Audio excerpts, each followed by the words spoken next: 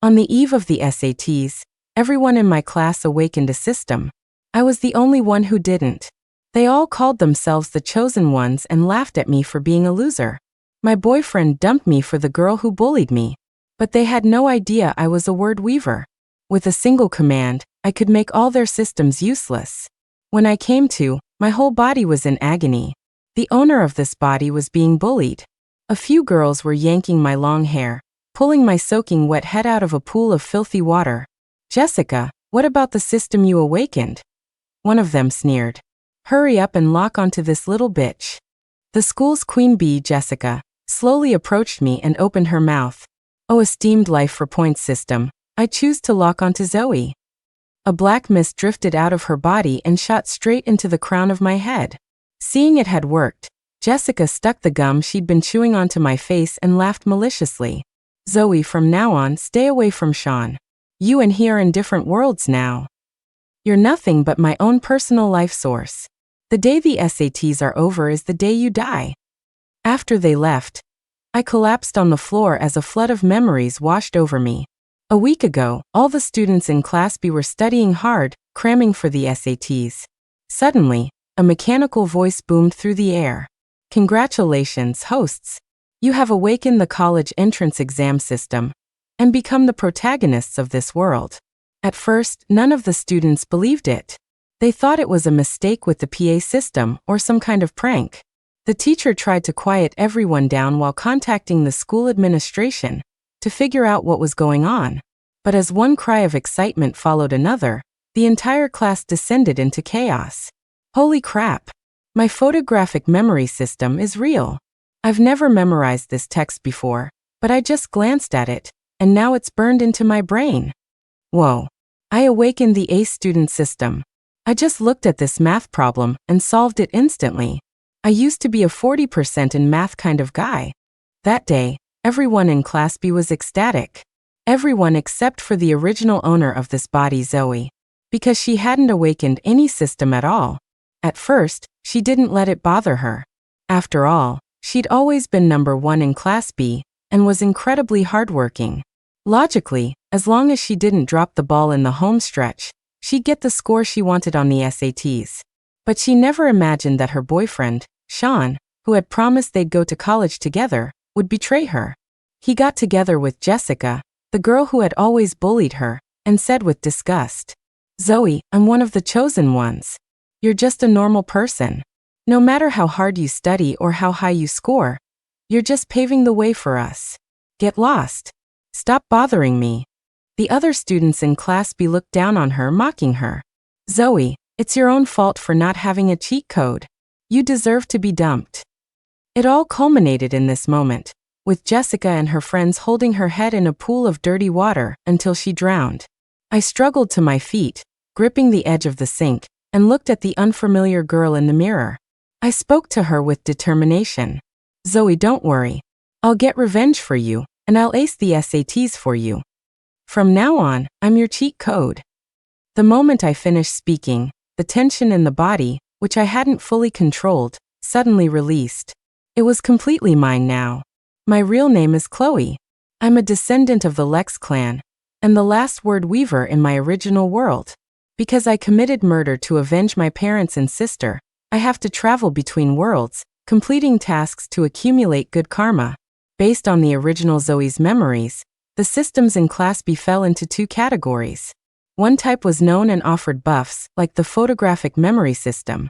The other was unknown and harmful, like Jessica's life for points system. Just as the name implied, it used my life to get her a higher score on the SATs. But a normal person's lifespan is only a few decades. Figuring out the conversion rate. It was probably something like 1 year of life for 10 points. That meant if Jessica wanted to score a 700, I would have to lose 70 years of my life. I let out a cold laugh. Focusing my will, I tried to weave a spell. Jessica's life for points system is now disabled. The next second, the spiritual energy inside me failed to activate, and the black mist above my head didn't budge. Damn it. I just got here. My word weaver powers were only at half strength. I couldn't beat Jessica yet. If I forced it, I'd definitely suffer a backlash. It seemed these systems were more powerful than I'd thought. But it didn't matter. At this rate, I'd be fully recovered by tomorrow. Then I wouldn't care what kind of system she had. I'd disable them all. I calmly returned to class. As soon as I entered Class B, I saw Jessica standing on a desk, shouting like the Statue of Liberty. We all have systems now, so why are we still studying? We're guaranteed to get high scores anyway. We should be out having the time of our lives. Tonight, we're going clubbing, and my brother's picking up the tab for everyone. Jessica's older brother was some kind of gangster, so no one at school dared to cross her. After her speech, she smiled coyly and fell backward off the desk, right into Sean's waiting, loving arms. A roar went through the crowd. Like the stars of a teen drama, the two of them embraced and started making out, oblivious to everyone around them. The atmosphere was electric. Students screamed as they tore up their textbooks, and pages flew through the air like confetti. The whole class scrambled for the door. The homeroom teacher, Mr. Davis, stood in the doorway, trying to stop them. You're still students. The SATs are just around the corner. You can't go out and party. You can't. Sean violently shoved the gray-haired teacher to the ground. I've had it with you, old man, he spat. You're always on my case. You try to stop me again and I'll kill you. Disrespectful, arrogant. I honestly couldn't see what the original Zoe ever saw in this guy. Burning with rage, I stepped onto a chair and easily leaped in front of Sean. From above, I delivered a vicious kick to his chest, sending him flying. Did he think I spent my time in a zombie-infested world for nothing? I'd picked up a move or two.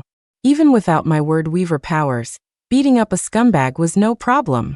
Jessica helped Sean up, her face filled with concern, and was about to call her cronies to jump me. I casually grabbed a box cutter from the floor nearby and smiled slowly. Go ahead. Make a move. Maybe it was my fresh from the underworld expression that scared them, or maybe it was the campus security guards who were just now showing up, but the students of Class B scattered like birds. Before she fled, Jessica shot me a final threat. You just wait. Mr. Davis, with tears in his eyes, decided to send me to sit in on another class. He was going to make home visits to try and get the students' parents to help talk some sense into them. I never expected Mr. Davis to put me in Class A1. This school had several A classes, but only one B class, a paradise for slackers. What was even weirder was that only this slacker class had awakened these so-called systems. And Class A1 was the top honors class within the honors program. They weren't the aloof geniuses I'd imagined. The moment I finished introducing myself, the classroom erupted in warm applause. The learning atmosphere in the class was great, and the teachers were kind. The class president was a gentle girl. She immediately helped me set up my desk. Zoe, your desk mate is out for a couple of days, so you'll have the spot to yourself for now, she said. If you don't understand anything, feel free to ask me. The academic rep came over too, handing me a thick notebook. The two classes are probably on different schedules, but these are my notes. I hope they help, she said. Don't worry, our class won't let any student fall behind. The other students around me all smiled warmly. I was a little touched. After all, I'd been out of school for years. Even with the original Zoe's memories, my understanding of the material was bound to be shaky. But now, with the help of these kind classmates, I wasn't worried anymore. They were a world apart from that mob in Class B. Unfortunately, excellence always attracts parasites. The students in Class A1 all had the same black mist hanging over their heads as I did. They had all been targeted by Class B. Once my powers were restored, I had to help them. But before I could help anyone else, I ran into trouble of my own. The next day, I was focused on memorizing some vocabulary. The homeroom teacher suddenly called me out of class, saying the phone I'd turned and kept buzzing. A bad feeling crept over me. As soon as I answered, my fears were confirmed. It was a neighbor. My grandparents had suddenly collapsed. A kind neighbor had sent them to the hospital, and they were still in the emergency room. My life in this world was very similar to my original one. In both, my parents had died young. But back home, I had my master and my little sister. In this world, I was raised by my grandparents. Every day, the elderly couple would wait for me to get home from studying late, before they would go to sleep themselves. They were frugal, but they made our humble home warm and clean. Worried about my stress levels and health, they had a hot bowl of soup waiting for me every single night. Even in this strange world, I could feel the profound warmth of family. I checked on them when I got home last night. They were perfectly healthy. How could they have suddenly collapsed? Of all times, I couldn't get a cab. I had no choice but to start running frantically toward the hospital. Just as I was starting to panic, a black sports car screeched to a halt beside me. The window rolled down, and for a flash, I saw a cool-looking guy in sunglasses. When I looked again, all I could see was his sharp jawline. "Get in," he said. I didn't hesitate. I jumped into the back seat and gave him the hospital's address. When we arrived, my grandparents were still in the operating room. The doctors told me twice that they might not make it, explaining that their organs were failing for no apparent reason. They would do their best, but it might not be enough. Just then my phone rang. It was Jessica's cheerful voice on the other end. "Zoe, I was thinking, using the system on you alone is boring. It's much more interesting to use it on your grandparents. So, how do you like my gift? This is the price you pay for kicking Sean." That bitch. She had locked the life for points system onto my grandparents. No wonder they collapsed. They were old. How many years of life did they even have left for Jessica to steal? Maybe it was the original Zoe's emotions amplifying my own. In that moment, my hatred for Jessica reached its peak. A nurse came over and asked me to pay for the surgery. I opened my phone and looked at my empty digital wallet, embarrassed. The original Zoe's family really was poor. Just then, a calm voice sounded from behind me. "Zoe, let me help you pay for that." I turned around. The speaker was the driver from before. He had taken off his sunglasses, revealing a surprisingly young man. He was tall, with a serious expression, but his eyes held an urgency I couldn't quite understand. I recognized him from memory. It was Ethan Scott, the guy who was perennially ranked #1 in our grade, the one they called a prodigy. And he was a student in Class A1, though I hadn't seen him at school in the past few days. Even after he followed the nurse away, my gaze lingered on the space above his head. A thick, dark mist swirled there. He was also a victim of the systems. Suppressing my questions, I waited until no one was looking and crept up to the operating room door. I activated my powers, whispering a devout prayer toward the room. "Bless my grandparents with a swift recovery and a long, healthy life. May no harmful system ever lock onto them again, and may the system's host never know." With those words, the spiritual energy I had just fully recovered today transformed into specks of white light and flowed into the operating room. It was completely depleted, but seeing the color return to my grandparents' faces, I felt a deep sense of satisfaction.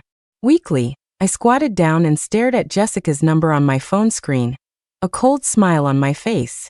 I hadn't wanted to resort to killing. My original plan was to go home after class tonight and simply use my power to disable her system. It was the gentlest solution. But she had refused to take the easy way out. She dared to go after my grandparents. I would make her pay. The effect of my word weaving was immediate. My grandparents woke up, and all their vital signs returned to normal. The doctors called it a miracle. I breathed a long sigh of relief.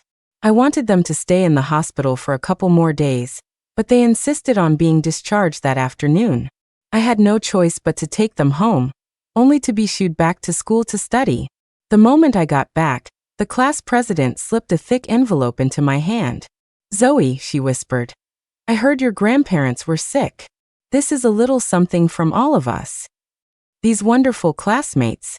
I was deeply moved. Once they knew my grandparents were okay, they relaxed and started gossiping about how the school prodigy and I had shown up together. To make things even more coincidental, Ethan Scott turned out to be my new desk mate who had been on leave. With the crisis involving my grandparents resolved, I focused all my energy on studying. But I noticed that throughout the day, my new desk mate seemed to be having a string of bad luck. He choked on water, tripped on flat ground, and his chair suddenly collapsed while he was just sitting there. He had helped me twice today, even if it felt a bit deliberate. But for people who deal with the supernatural, a debt of gratitude must be repaid. After evening study hall, I raised an eyebrow at the disheveled-looking cool guy. Okay, spill. What's going on? Ethan's lips tightened nervously. With a serious expression, he grabbed my wrist and stood up. Let's talk outside.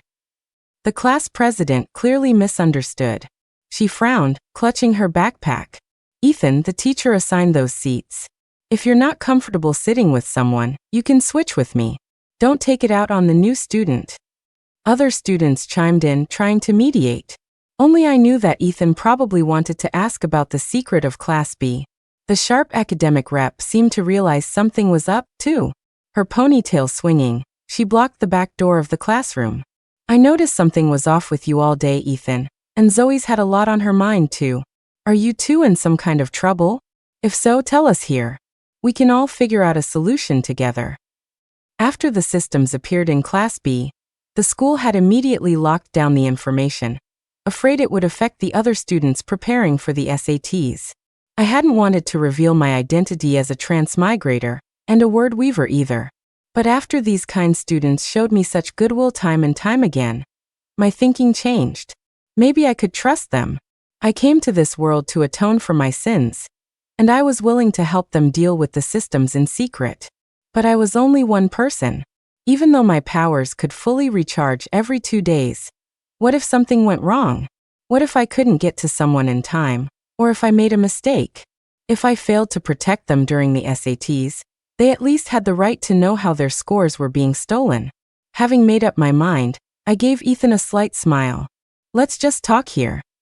Everyone gathered around in a circle, like a flock of hungry baby birds, their clear eyes looking up at Ethan and me. He remained silent for a long time, restlessly spinning a pen in his hand, as if organizing his thoughts. Finally, the pen stopped, and he began to speak. What I'm about to say completely shatters my worldview, so try not to be scared. The fact that even a prodigy like him found it bizarre only made everyone more curious. With a clear, calm voice, the boy began his story. 6 days ago, I was in class when a lot of students from Class B started showing up in the hallway. At first, I thought they were just passing by, until I saw the same students walk past our classroom 4 or 5 times within half an hour. Later, I looked into it and matched their faces to their names. The guy who was staring at me was Sean. The last time he passed by the window, he was muttering something. I couldn't hear what he said through the glass, but I've studied lip reading before. From his mouth movements, I pieced together a few words: destiny, system, and Ethan Scott. I'm a firm believer in materialism, but when Sean said that, for some reason, a chill ran down my spine. I felt like I was enveloped by some terrifying presence. That same afternoon, my dad got into a car accident while on a business trip. He's still in a coma in the ICU. The next day, my sister, who is 7 months pregnant, started bleeding for no reason. She's still in the hospital trying to save the baby, but the doctors say she'll likely miscarry. As for me, my guaranteed admission spot to college was given to Sean, and the teacher who processed it didn't even think anything was wrong. I knew this had to be connected to Sean, so I took a few days off to investigate in secret. Yesterday, I followed Sean and Jessica all the way to Zoe's apartment building. Not long after, they left in a hurry. I was about to go upstairs to check when I heard a neighbor yelling that someone had collapsed, and then the ambulance arrived. I decided to drive to the school to try my luck, and I never expected to actually run into Zoe. At this point, Ethan's already serious face darkened, and he stared at me intently. Zoe, seeing you so worried about your grandparents, I knew you weren't like the others in Class B. I'm doing this for my family too. I just want to know, did the people in Class B somehow get their hands on some kind of system, like in the novels, and do these systems need to steal our class's good fortune to work? I had to admit, Ethan was unnervingly smart. His story also revealed a few key pieces of information. First, the systems weren't all-powerful. They required a face-to-face encounter to successfully lock onto a target. That explained why the Class B students kept pacing outside the A1 classroom. Thinking back, it was only after Jessica cornered me in the bathroom and said, "Oh, esteemed life for point system, I choose to lock onto Zoe," that the black mist appeared over my head. Second, if Ethan's lip reading was accurate, then the system Sean awakened was likely a destiny swap system. Ethan possessed a rare star scholar destiny, a fate so auspicious it would benefit his entire family and even future generations.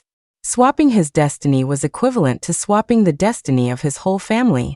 No wonder his father and sister had met with disaster. At this point, I decided to stop hiding the truth and confessed everything. From the original Zoe's death to my transmigration, from Class B's systems to my own word-weaving powers. When I finished, I looked around the room at all the youthful, vibrant faces and sighed. I'll do my best to help you, but to make a spell work, I need to know exactly who is targeting you and with what system. Word weaving isn't invincible, it has many limitations. For example, it can't change established facts. If I were to say, make it so the systems in Class B never appeared, it wouldn't work. The moment I finished, the room erupted. Everyone crowded around me, talking at once. Poor Zoe.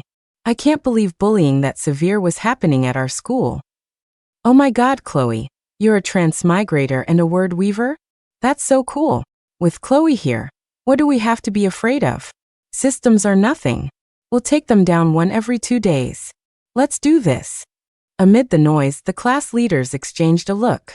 The academic rep and the sports captain quietly closed and locked the door and windows. The class president, shedding her usual gentle demeanor, addressed the group with a serious tone. Everyone listen up.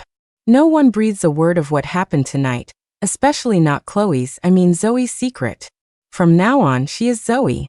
Don't use her other name. Also, Zoe helping us is a kindness, not an obligation. These systems sound dangerous, and one wrong move could be fatal. We can't put all the responsibility on her. We need to listen and do exactly as she says. At the same time, we need to take turns helping Zoe with her schoolwork, so she can get a good score. The whole class roared in agreement. United we stand. We'll defeat the systems. Class A1 will never be slaves. So dorky. So cringy. I loved it.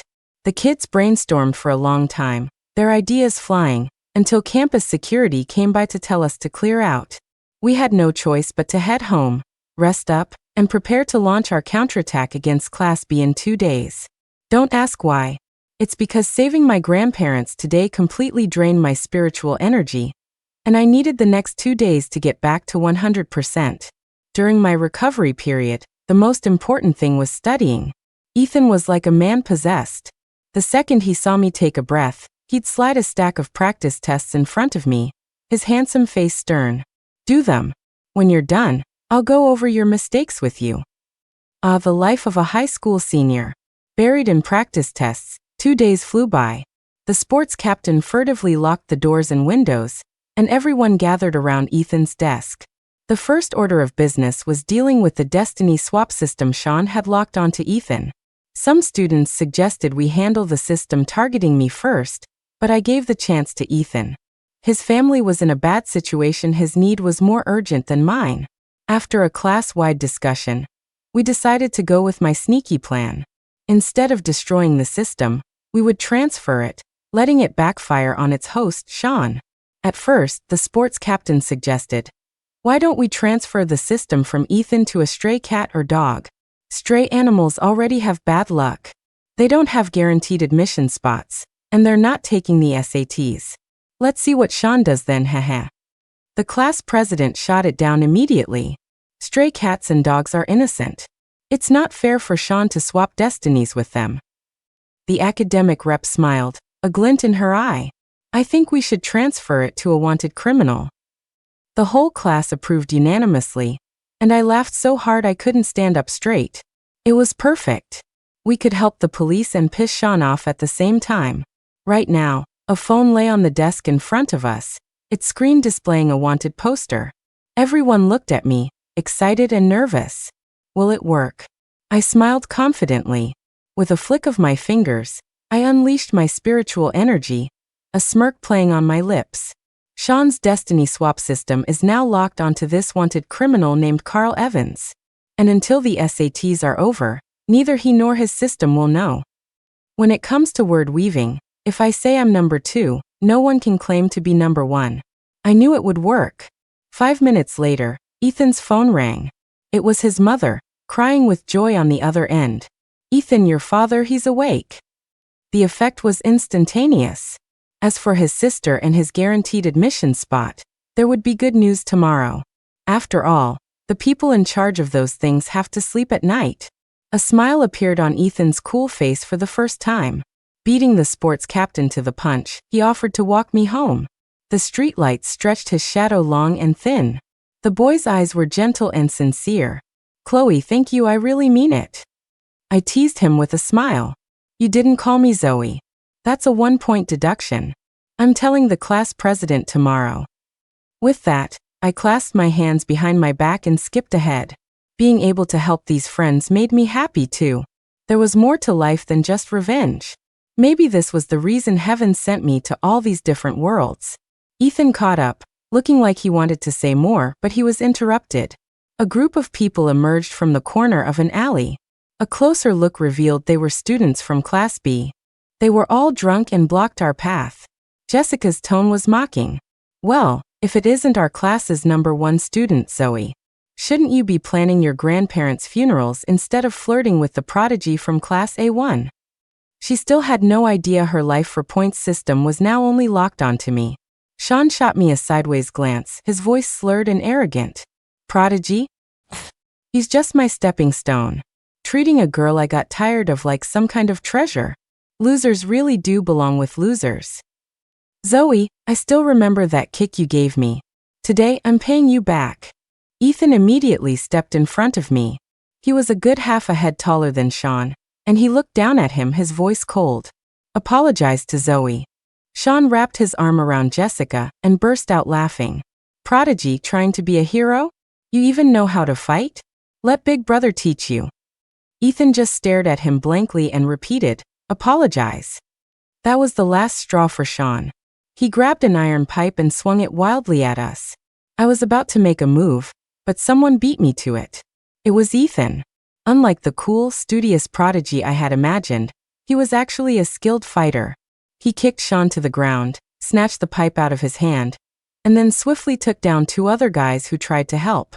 Seeing me watching him with an amused smile, Ethan grabbed my hand, and we took off running. Behind us, we left only the furious screams of Jessica and her crew. The early summer breeze was cool and refreshing. My long hair brushed against Ethan's throat. In the dim light of the evening, the boy's fair face suddenly turned bright red. We didn't stop until we reached my apartment building. I couldn't resist teasing him. "Good students know how to fight?" He looked at me seriously. "If fighting is to protect someone you want to protect, it's not a bad thing." 2 days later, my spiritual energy was back at 100%, and I performed another spell. This time it was for myself. In the sealed classroom, I stood like a sorceress, surrounded by my classmates, and whispered softly, "Jessica's life for points system is now locked onto herself. And until the SATs are over, neither she nor her system will know." For someone as selfish as Jessica, the person she loved most was herself. Since that was the case, I would make her pay for her greed and cruelty with her own life. Of course, if she didn't activate the system and try to swap for a high score on exam day, she could still live.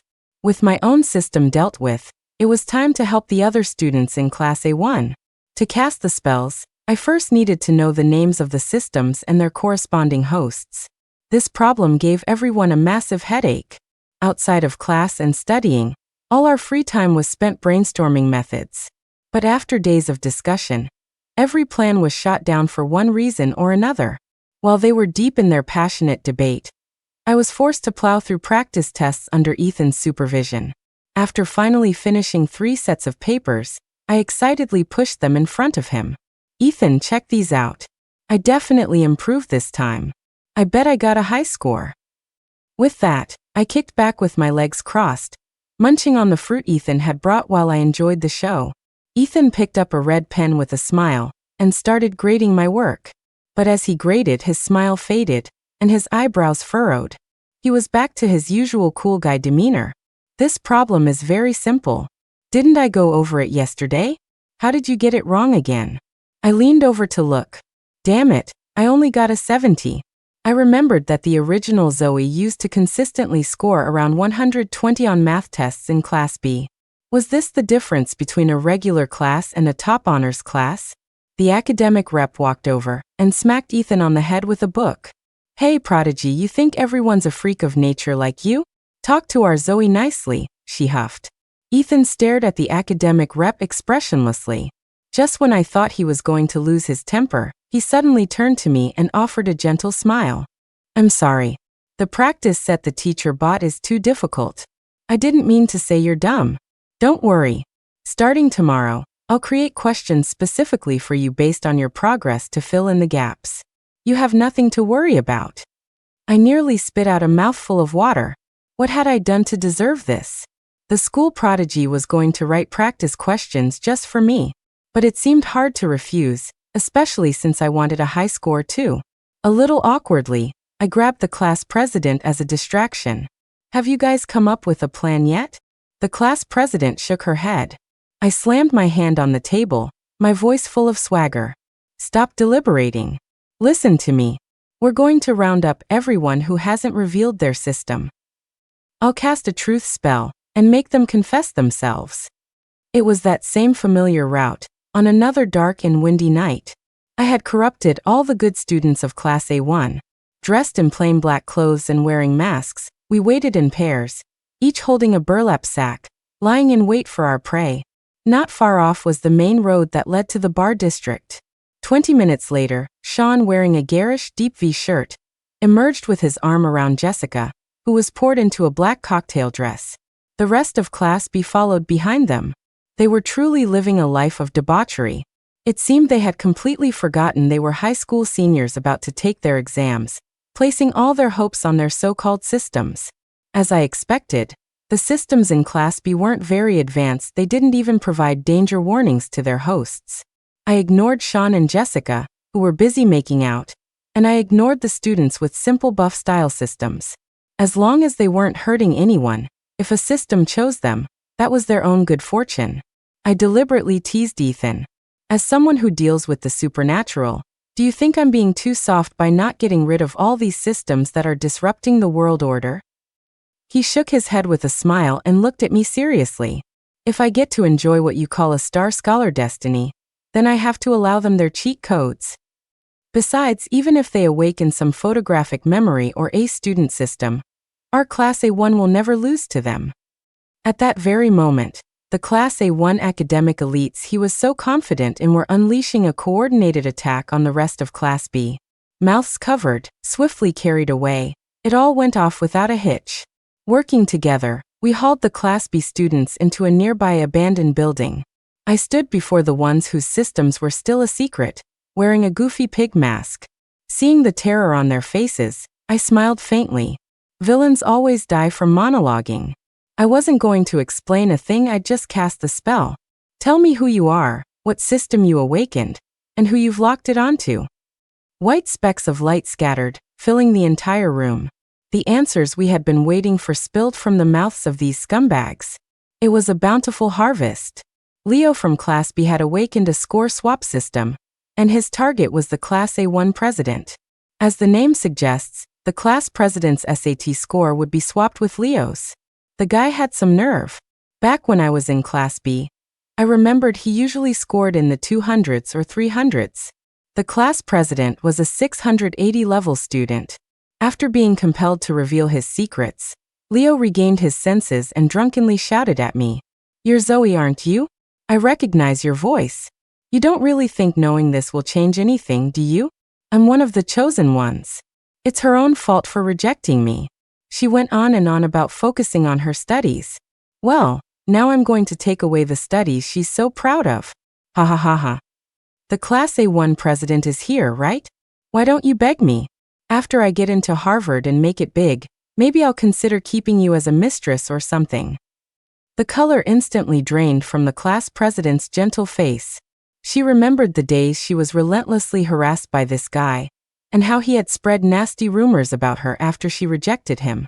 I put an arm around her shoulder, a slow smile spreading across my face. I extended my foot and ground it cruelly into Leo's face. If you can't have it, you destroy it. What kind of chosen one are you? You're a chosen piece of shit.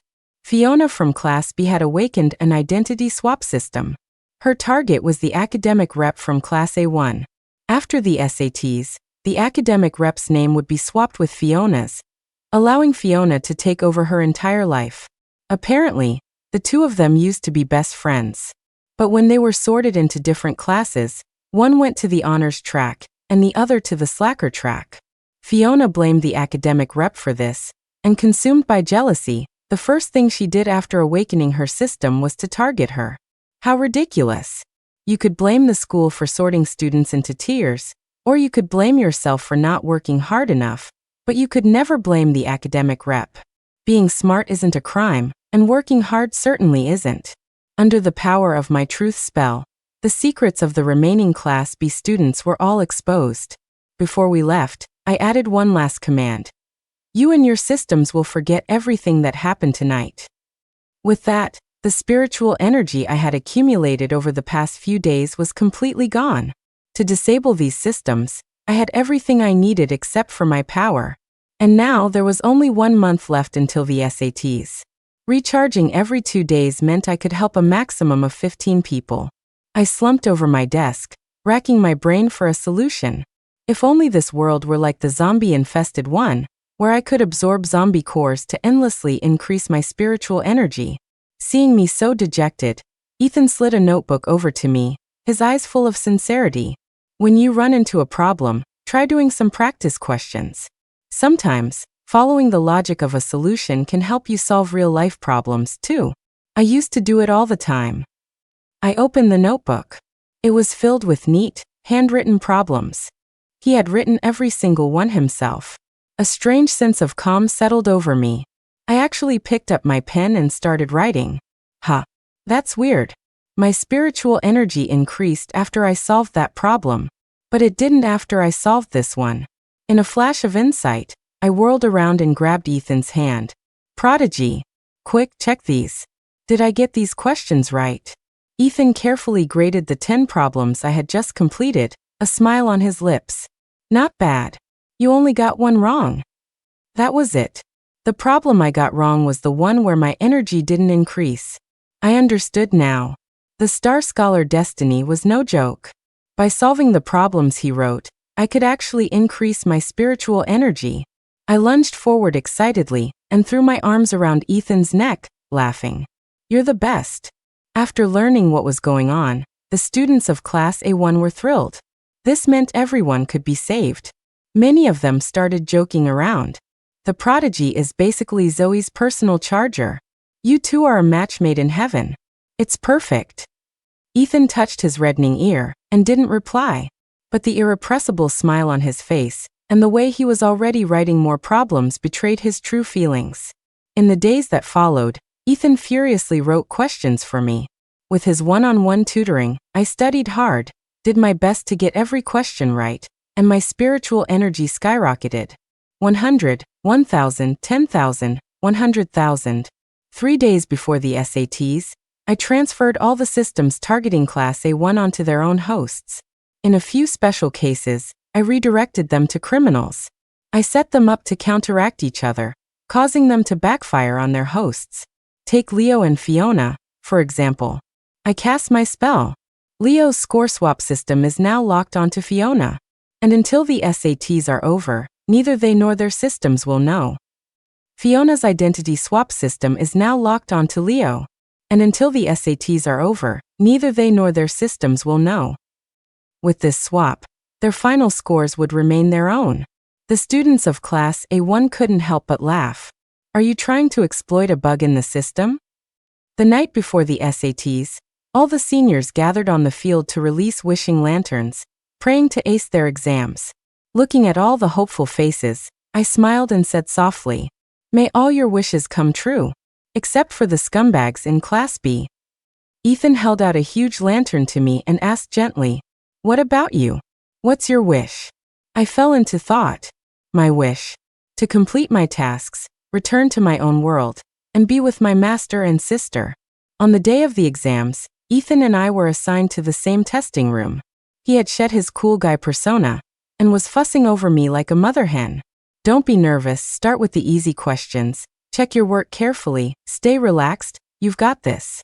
At the school gate, we ran into a late-arriving Jessica, who was being seen off by Sean. Convinced that Ethan's guaranteed admission spot was his, Sean had decided to skip the SATs entirely.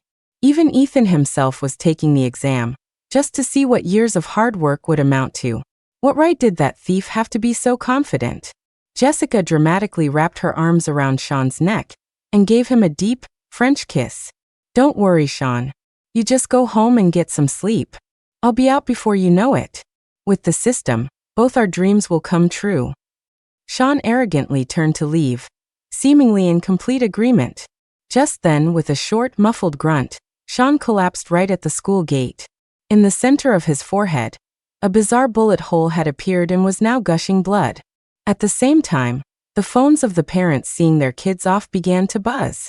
Someone read a breaking news alert aloud. Serial killer Carl Evans, on the run for months, has been shot and killed by police in the Oasis Point apartment complex. After the last exam was finished, I walked out. In the surging crowd, I saw my grandparents standing in a corner, supporting each other. They were holding a large bouquet of flowers and waving at me. I started running toward them. Behind me, reporters were trying to interview students. Suddenly, a scream pierced through the crowd. Stumbling out of the exam hall was a shaky Jessica.